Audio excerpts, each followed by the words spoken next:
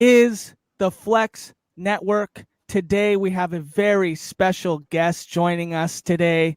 It is the 2018 Florida Dairy Farmers High School Football Coach of the Year, coach of the state champion Mandarin Mustangs, Coach Bobby Ramsay. How are you doing today, Bobby?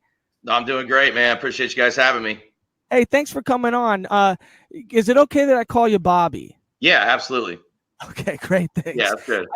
I just feel like I'm talking to such a prolific figure. I should call you Sir Ramsay at this point. No, Bobby works great, man. Bobby works perfect. Coach, I told you I got fanboys here. I brought in to interview. Yeah.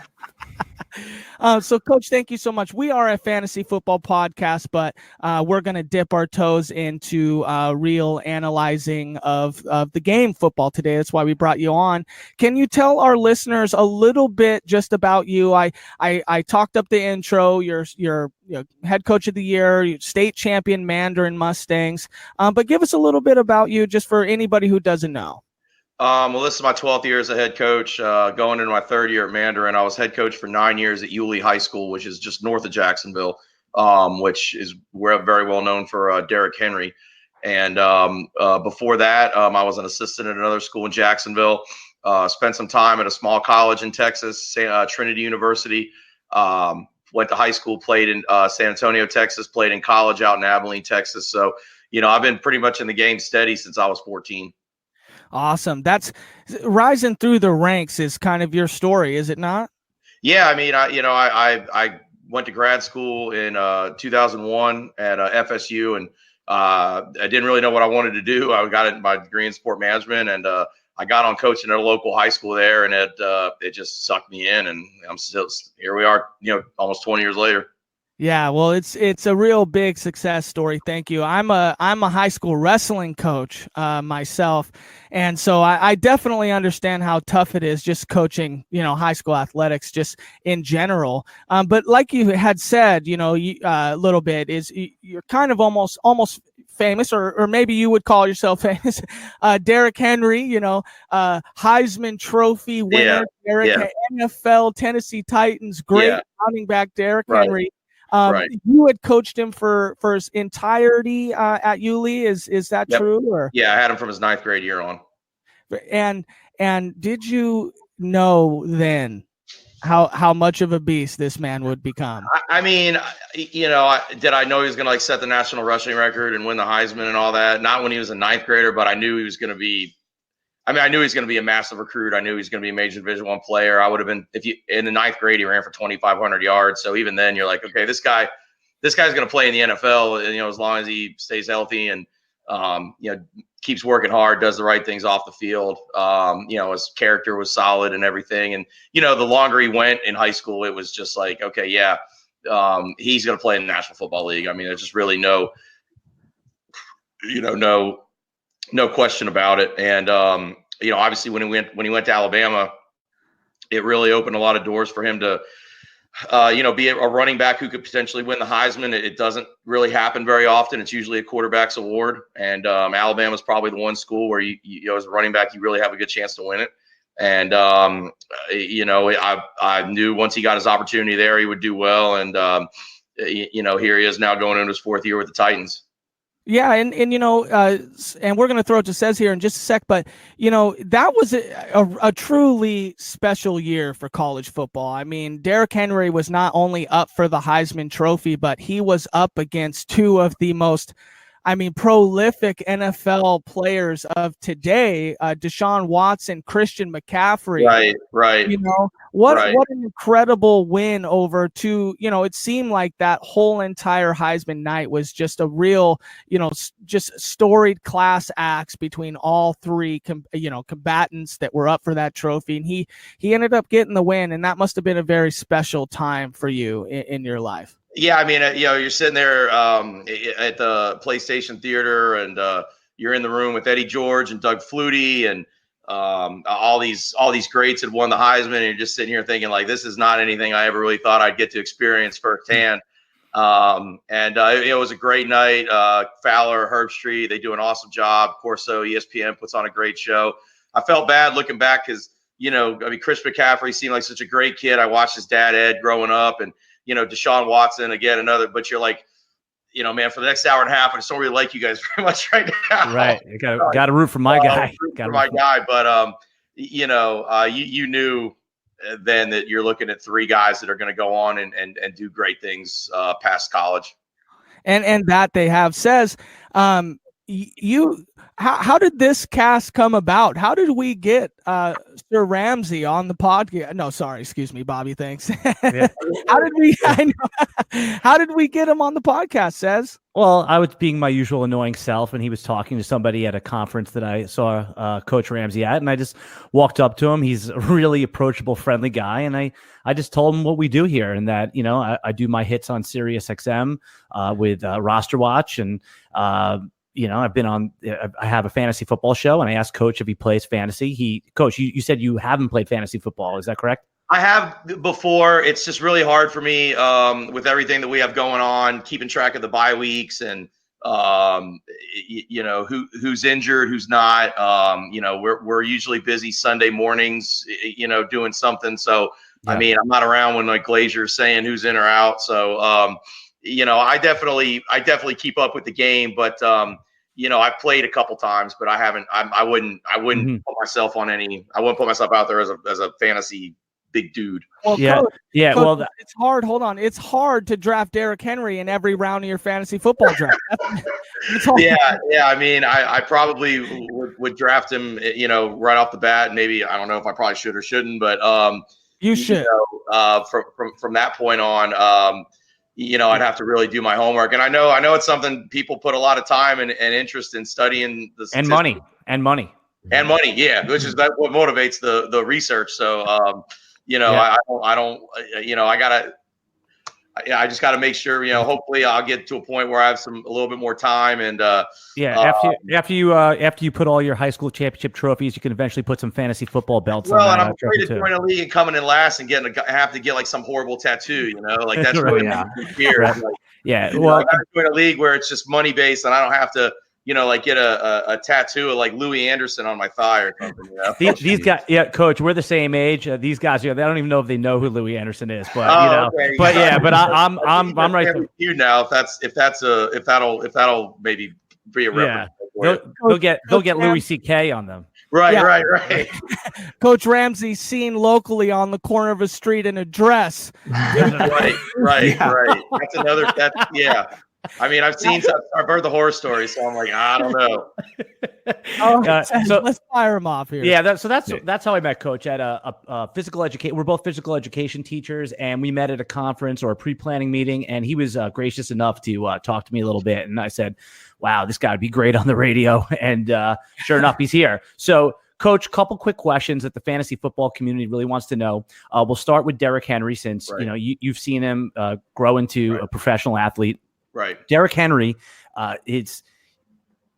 in high school, how many carries a game was he getting? Because in the NFL, in his first 2 years, he's averaging about 10 to 13 carries a game. And that doesn't seem like enough, because he's at his best when he's getting 20 plus. He seems like he's a kind of back that gets better as the game goes on. His ninth grade year, the last couple games, one game he got at 43, the other game he got at 46. I was waiting for Child Protective Services to come along and arrest me. His year, the night he broke the national rushing record in the playoffs, he got it 58 times. Wow. Which, looking back, it sounds crazy, but at the time I tell people, like, we needed every one of those carries and every one of those yards to win the game. So I remember watching the game in the SEC championship with the year he won the Heisman, and they were talking about how he had carried it 43 times, and that was a little excessive. And I remember thinking he'd carry it 53 times if he had to. And, the thing about him is I think you hit the nail on the head. He gets better as the game goes on. And if you watch him, he never really takes big shots. He falls forward a lot. He's able to protect his body in such a way. I think guys, when they come up to tackle him, their main concern is like, I just got to get this guy on the ground. I'm not going to come up and I'm not going to, waylay him. I just got to get this guy on the ground. So they're more thinking about, tackle / business decision, I think, sometimes.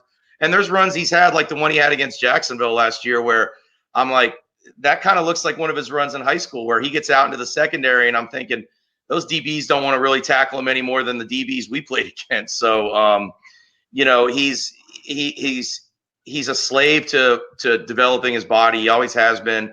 And I just don't really think I know everybody's big on nowadays on, carries and, how much mileage you accumulate as a running back. I just don't really think it applies with him. I mean, I think he's a guy that you could give the ball to 30 times and he's going to want it 31. Well, yeah. So, that you and I had talked off air about that a little bit, that he's not worried about the workload and the wear on the tire, so to speak. No. And what really what differentiates the very good running backs from the elite fantasy backs in fantasy football is the pass catching ability. And to date, Derrick Henry has not been, let's say, an elite pass catcher, but sometimes it's just NFL coaching. They don't, for some reason, don't throw him the football. Is that a skill that he has in his tool bag, or is that something that is he more of a yards and touchdown guy? Can you talk a little bit about his pass catching prowess from high school forward? I don't think you're ever going to put him in like the Christian McCaffrey category or something along those lines. He's at his best when he has the football running downhill. Having said that, one of the skills that I think he really developed in college was the ability to catch it. And you've seen them use him in the screen game some. They've motioned him out and just thrown him kind of the quick hot stuff to get some yards. Give me 1 second. I'm sorry. Yeah, no problem. Yeah, we're there. We're here with Coach Ramsay from Mandarin High School, state champion. They are state champions. Coach Bobby Ramsay here. 2018 Dairy Farmers Florida Coach of the Year, coached Derrick Henry in high school. We just asked him, what everybody wants to know about his pass catching ability. Go ahead, Coach Ramsay. Continue. So he can be utilized there. I think that in order to stay on the field as a back, you have to be able to do all three things. You have to be able to run. Obviously, you have to be able to catch the ball. You have to be able to protect in the passing game and make sure. And that was something when he got to Alabama, we knew he was going to have to learn as well. But I think he's been such a guy that it seems like he had DeMarco Murray there his first couple years. And the way Deion he rotates, I think it's just kind of, last year was Deion Lewis for a while. I think it's really just the nature of, what they're going to do when he's in the game. I mean, it may line up that they say, hey, let's throw him the ball. They may have a pass play called. Okay, Derrick's in the game. He's a factor in it. Or they may just focus on him as a runner. I don't really know. I know everybody's big on putting guys into kind of specific roles as a player. Is he a pass catcher? Is he a runner? Is he an between the tackles guy? Derrick can do all those things. I think he just doesn't fit the physical mold of when people think of a pass catching back, it's usually, your 5'10", 5'11" guy who can make a guy miss, where Derrick's going to catch the ball and he's going to go forward. But if he goes forward with space in front of him, it's the same problem you have when you give him the ball out of the backfield. You got to get him on the ground. And that's going to be tough to do. So I think the more snaps he gets, the more likelihood is that they'll throw the ball to him and take advantage of that as well. What about like the Wildcat formation? They had some success last year. My favorite, man. I loved the Wildcat in high school, man. I was like, and when I saw them do that, I was like, oh, that's because if you don't set the numbers right in the box and you don't account for the extra guy, if he makes the right read and pulls it, he's gone. And I know they have a new OC there. The guy LaFleur went up to Green Bay, but Wildcat, it seems to really, when you throw it in there, NFL all of a sudden they're like, hey, sorry, that's my dog. NFL, they really start to, like you saw when the Dolphins did about 10, 11 years ago with Ronnie Brown. When you throw it in there, all of a sudden, it's something that can really be effective. And I know they have the Humphreys guy there now as maybe a jet motion guy that he can show it out to, pull it and go. But his junior and senior year in high school, we did a lot of Wildcat, and he never really did it at Alabama, but he's very effective in that role, and I hope that's something that, you know, when they, especially when you get 10-yard line and in, that maybe that's something that they incorporate. Now, Coach, did you use the Wildcat offense purely because at any point in time you just get the ball in Derrick Henry's hands and he's basically taking it to the house? I mean, yeah, it's like a Konami code of today's Kyler Murray's, your Russell Wilson's, Cam Newton's. Yeah, I mean, you're putting the ball in your best athlete's hands. You're creating a numbers advantage, and if you're creative with the way you run your formation or what you maybe do with your jet motion, it can be very effective. And you know, in this day and age in the NFL of everybody's defending pass first. If you can come out and, you know, surprise them with it, you know, you can be very effective. So I think it's an easy way to get the ball in your best player's hand, and at the same time create a numeric advantage, because that's really what the Wildcat does. Because, you know, yeah, Mariota's a runner, but you don't normally account for the quarterback in the run game very much. But now, so that puts you down a man as an offense playing versus the defense. But now when he has the ball, it's really and truly 11 on 11 in the run game. Hey, Coach, we are talking right here with Mandarin head coach Bobby Ramsay, state champions last year. Hey, Coach, I got a real honest question, and it's a two-parter, okay? One, have you ever seen Derrick Henry bleed? Because here's the thing, Coach. Here's the thing, Coach. You ready for this, okay? I am not sure if he is a bag of meat and bones under there, because it shows on his game tape that he is in fact a robot. Is Derrick Henry a robot? Well, I mean, he used to like to have a Snickers as a snack before games in high school. So I'm gonna lean on human with that, just because of that one. But you know, I remember when he left to go to Alabama, he was already jacked. I mean, he was, you know, I was like, this he's got muscles in places that you didn't know you had muscles. I just want to piggyback on what you said there, Coach, about their snacks. And I know, you know, growing up playing sports, that we would eat Snickers, but whatever, you know, Marshawn Lynch with the Skittles. And now it's more known about how important a role of nutrition plays in peak performance. Is that something that you're doing with the high school players now, is stressing the importance of proper nutrition? Yeah, you definitely, hydration is huge. We're in Florida. It's really, really hot. So we're constantly talking to the kids about, you know, what they need to put in their bodies, staying away from caffeine. I think you'd always like to be able to do more. You know, we can't provide for them what the colleges or the NFL teams can, as far as really watching over their diet and providing them with meals like we'd like to. But pregame meals we give them on Fridays. We always make sure it's something that we feel like is going to fuel them up. But you know, he's, like I said, that's kind of his only vice when it comes to food. I mean, he's a lot of players. Yeah. They don't, because they're so gifted athletically. They don't realize sometimes. Yeah. And you know, what I've you know, preferred nutritionally for him to have a Snickers. No, but you know, I always subscribe to the keep the talent happy. Yep. Absolutely. And you've done a great job at that. We're going to transition now over to what could be a future fantasy star, and that is your quarterback, Carson Beck. Who he is back for another year. You're going to go defend the title. He currently is a Georgia commit. Right. And he looks to have another great year. And what kind of traits do you see in Carson right now that you think may not only propel him to be dominate at the college level, but eventually can be a prolific quarterback? And our listeners want to know, is this someone that they could do? What we do in fantasies, we have developmental squads where we draft players that are in high school, put them on what we call our taxi or Debbie squads, and wait till they develop professionally.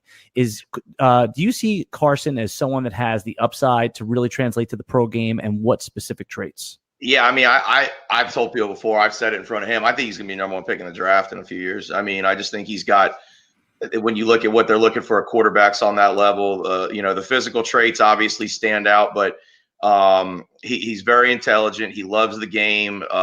He studies it a lot. And I think that's really what separates the quarterbacks at the NFL, is the guys who get in there at 5 a.m. or 6 a.m. and don't leave till till 7 or 8 at night because they're just so much a slave to their craft and watching film and developing themselves. And, he really is that kind of guy when it comes to quarterback, when it comes to football.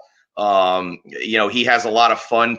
And one similarity between him and Derrick is like it's a game to them. It's fun. And, it's something that you can tell that they really just enjoy being out there. They see the game a little differently than some other guys because I think of the way it comes to them. But I think he's everything that, as far as the cerebral, the ability to make quick decisions, accurate down the field, all those things. I really just think he's got a huge future in front of him. And he's a football dude. That was kind of like with Derrick. They're just like, what else do they do? Like Derrick won the Parade Player of the Year award his senior year. And when they called me for the article, they said, our readership is about 90% or 60% female.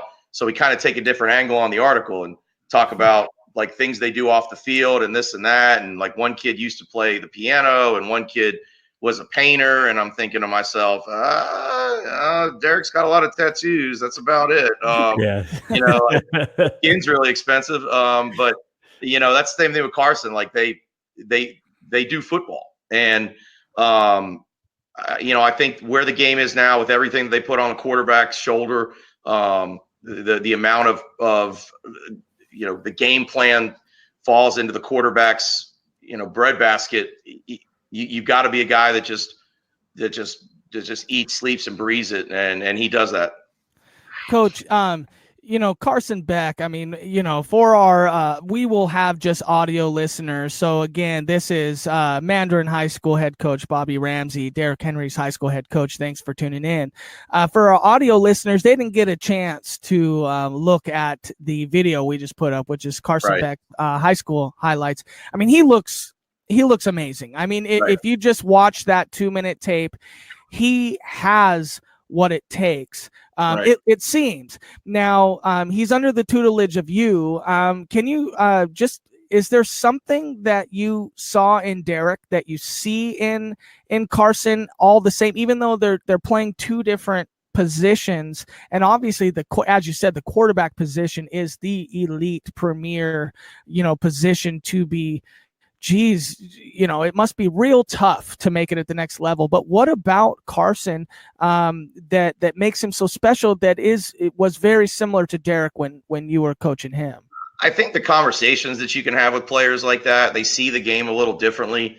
I remember Derrick's 9th grade year. It was a game late in the year, and we were down inside the 10 looking for the right play. The OC suggest this, and Derrick kind of chimes in and goes, "Oh no, wait, remember we tried that here like 5 weeks ago and they did this, So we, the coach like, okay, well, yeah, let's do this instead." And, as a 9th grader, you're just like, what? Like, I really like, unbelievable knowledge of the game. Yeah. And I think just the ability, again, because the game comes to them in an easier way than it does to other players, they're able to retain those memories. And Carson's the same way. You can step aside.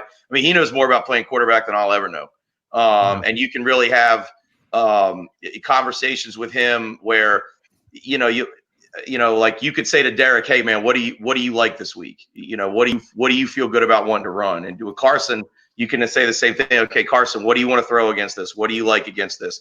And I think really what it boils down to is the trust factor that they develop because they've proven themselves over and over again. It's again, that's just why I think, as the game gets more complex, and I think certain people fall back or don't play as well as they did in high school because the complexity of the game gets to them, I think he's just going to thrive in that.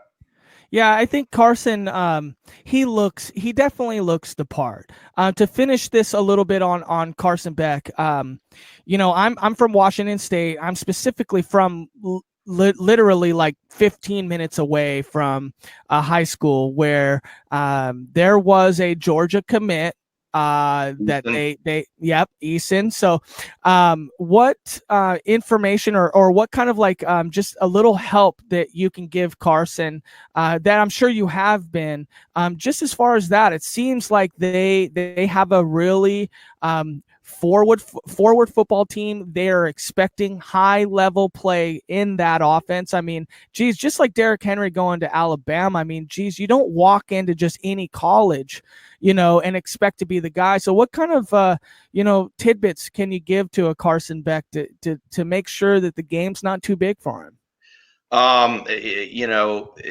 Number one, take care of yourself first and foremost. Make sure that you're doing everything that you need to do as far as your body, your work ethic. I think as long as the intangibles are right, and I think that's the main thing you worry about with guys like that. It's not talent that, and you can only coach these guys so much. I always told people coaching Derrick was like being the guy that touches up the Mona Lisa. You don't want to do too much to it and give it eyebrows and ruin the painting. You just want to make it look nicer. So, I think it's a great analogy, actually. It's really I would say it's like that movie Days of Thunder. When Randy Quaid's trying to get Robert. Not Duvall. another old reference. Yeah, that I'm supposed to get? No. These guys don't know, but that was you said Quaid. I was like, to build him a car, or Randy Quaid's trying to get Robert Duvall to build him a car, and he says, "I got a driver," and he says, "Who is it?" He goes, "He's somebody," and he's, "Who? You could teach him." And Robert Duvall stops his tractor and points at his hound dog. He said, "That's the best hound dog in 3 states, and I didn't teach it a damn thing." So, awesome. But I think the main thing is just you have to, the best you can, block out all the noise. Stay off the internet. Stay off Twitter. Only have people around you that truly value you as a person and want the best for you. Stay away from people who just want to try to get something out of you. And eventually your talent will take over, and you're going to have adversity. And when it hits, don't run from it. And it's hard to say that but to be the guy that has to do it, because you go through that initial, being away at college and everything being harder and the competition being tougher and the maybe not things happening as fast as you want to. You just got to keep going in there. And that was, Derrick's freshman year. He was frustrated with his playing time. And, the most I talked to him after high school was that first semester at Alabama in the fall when he was, mad about his playing time. And I was like, man, your opportunity's coming. You just got to keep going in there every day, go to class. I think if you do simple better than everybody else, then you end up being successful. I love that. The guys who don't go to class, it's the guys that let their attitude affect their performance and things like that maybe have as much or not more ability than certain guys that don't make it. So, just do the simple basic stuff and your talent will take over eventually. Yeah, that's great. So awesome to hear, Coach. Hey, thank you so much for coming on, Coach. Can we get do we got about 10 more minutes of your time here? We only have No, 3. Hey, he's giving the thumbs up here. We got 3 questions all left right, here, all right, Coach. I was going to try to get you off the hook early. All right. All right. Hey, this is a great interview. Thank you so much. Again, we're talking to Coach Bobby Ramsay, Mandarin Mustangs head football coach, state champions, Carson Beck, top Georgia commit for QB. Shane, what do you got on as your last question for Coach here? I'm just kind of curious. I mean, what approach do you take with your players with social media nowadays? You have to, we have a team rule with social media that number one, you can't air your dirty laundry on social media. So, we're never going to rip the team or the coaches or anything like that. If that happens, you're going to lose playing time. I think you talk to them about the fact that, hey, look, colleges look at that stuff. Jobs look at that stuff, and just Twitter isn't really the big one. I think you worry about more is like Snapchat and Instagram. Yeah, right. And being responsible with your cameras. We tell them you're not allowed to video anything in the locker room. I know, everybody likes nothing can happen without getting your camera out. And I told the guys, I said, look, just because something doesn't appear on social media doesn't mean it never happened. You don't have to film every single thing and send it to everybody so they can see it. And getting them to understand the consequences of being irresponsible with social media, that, hey, look, if you film the wrong thing and send it out, you could be looking at some criminal charges. It's a responsibility that you have. And we've been fortunate. We haven't really had any major issues with that kind of stuff, but it's something that you worry about and hope that that they make good decisions. You know, we tell them we don't trash talk on social media. We had a big rivalry game last week. Like, look. Yeah, congratulations on the win. Want to know. You know, if they are like, hey, look, if they want to run their mouths, if they want to talk this and that, that's fine. You know, we're just going to play football. And are we perfect with it? No. Do we talk about it every day? No. But it is something that I think we've been able to manage, and hopefully it continues. It's amazing. It's a huge part of coaching now that just didn't exist when we were in high school in the 90s, you know? Yeah. I mean, you know, as far as, you know, promoting your players on social media, like putting it out there, hey, this kid had a great practice today. You know, we do that stuff, but you got to be careful because I don't want that to be the norm and be like, okay, so I can only get a good practice out of you if I, give you a shout out on social media. You know, it really shouldn't be that way. I mean, so it's just, I think it's a tool you have to be careful with. I don't think you want to overdo it. But you really want to make sure that you're educating your players about how it can really derail them because nobody wants to become Laramie Tunsil on draft night. I certainly hope not. I mean, I would be disappointed in him and myself if that happened, but not him, just anybody out there. Heed the warning that Coach Ramsay is saying. Just stay away from it. You know, be smart with it, and don't get yourself caught in that situation, right, Coach?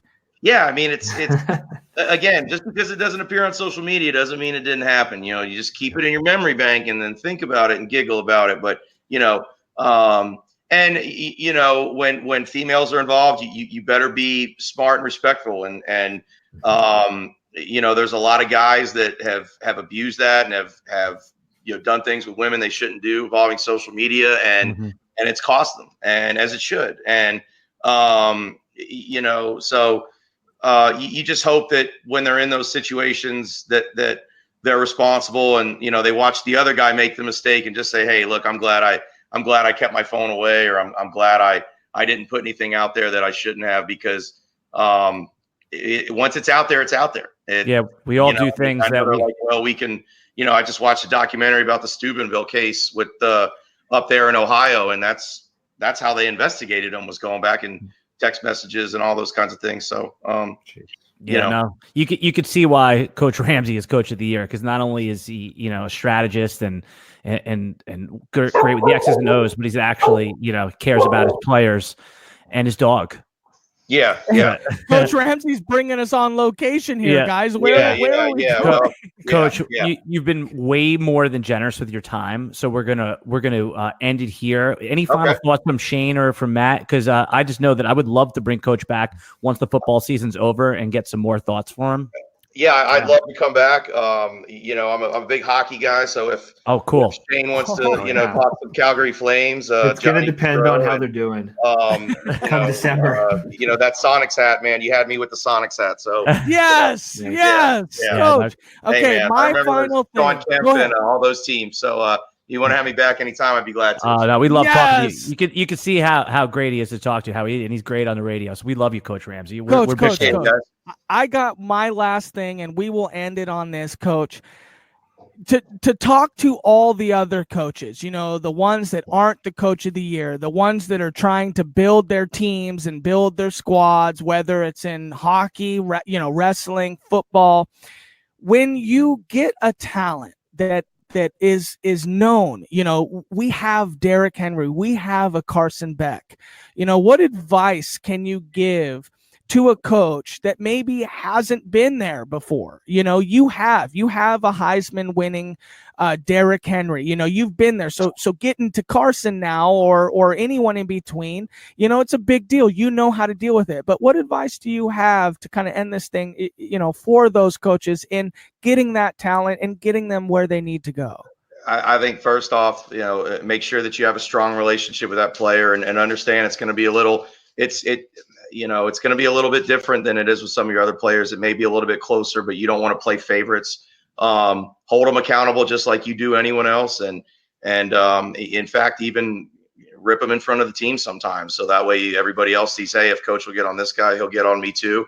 And then make sure I think the main thing is managing them and making sure that, the intangibles, the character, the decision-making, all those things are in line, because that's what's going to derail them. It's not going to be their ability. I mean, yeah, their ability is going to take them so far, and everybody's got a ceiling, but most guys fail because they just don't have the right people around them. And you just want to make sure they're going in the right direction with the right people around them, going to class, making good decisions, and that they maintain a humbleness and a humility and a hunger about them. And if they do that, they'll keep working, and don't ever let them think that they're above the team, even though that they're talented and their talent is unique and special. Team always comes first, and winning matters above everything else. Coach, Wow. that is so great. Thank you so much for coming on the cast. Coach, is it true you guys are going to be on ESPNU this season? Yes, October 18th, we're playing another high school in Jacksonville, Sandalwood. They have a kid, Jeff Sims. He's committed to Florida State. So, they wanted to put that on to see those two guys go at it. Yep, that's going to be awesome. We already said it. It's a DVR alert. We've already set our DVRs for that one. Right. Cool. Yes. Cool. Coach, thank you so much. We really appreciate you coming on. You are fine to sign off now. Thanks a lot for having me. Oh, yeah, bro. We'll have you back real soon. Not a problem. Yeah, Coach Bobby Ramsay. Seattle, man. Good luck. Yes. Bring basketball Coach. back to Seattle. Thank you, Coach. That was Coach Bobby Ramsay Thanks, from Coach. the Mandarin Thanks, guys. Mustangs. You are fine to sign off now. Thank you so much, Coach. Thanks, guys. Thank you. And we will hopefully see Carson Beck rise up the Devi line due to that cast. Such an awesome guy. I'm drafting him now, no matter what. I am so drafting that guy. I mean, look at that tape. Look at that coach. Just hear from him the philosophy. That was great. What an awesome dude, huh? What a great guy. Yeah, that was great. I really feel special getting that opportunity. Thank you, Sez. That was awesome. Yeah, no problem, man. You guys both did great, and I can't wait to talk to him and more guys again. So yeah. So right. Shane, thank you so much, man. Sez, thank you so much. Where can everybody find you? Shane, you go first. Find me on Twitter at Sealy_Shane. Sez at Alan Seslowski, AlanSeslowsky at Alan Seslowski. Season long says great. And DFS Army, join up the season-long content I'm providing there, doing waiver wire podcast with Shane for DFS Army, as well as the Flex Network. And I am in their season-long chat room answering questions. It seems like all day and all night. Woo. What's great about this endeavor is I just love so much answering these questions. Like when I find a fantasy football team that has two quarterbacks that was drafted before the 8th round, I love slipping in them DMs and saying, let me help you. Let me drive this car back on the track. For Alan Seslowski, aka at Season Long says, I messed that up. For Flex Shane and I, this is the Flex Network. Thank you, everybody. Thank you, Coach Bobby Ramsay. See you later.